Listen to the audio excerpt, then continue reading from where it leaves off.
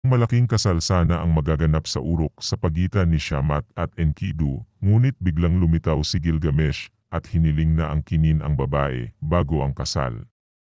Para mapagaan ang sitwasyon, lumitaw si Enkidu mula sa karamihan. Dumating siya sa lungsod sa gabay ng babaylang si Tiamat.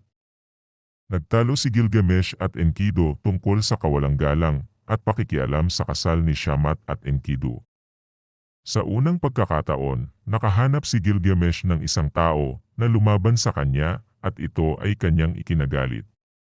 Sa pag-aabang sa kasunod na mangyayari, ang mga tao ay mabilis na umalis sa lugar at hinayaan ang dalawang higanteng magkaharap. Si Gilgamesh ang unang sumugod. Nagpalitan ang dalawang makapangyarihan ng suntok. Ang laban ng dalawa ay tumagal ng 7 araw na walang tigil, at ito ay nagresulta sa pagkasira ng mga bahay sa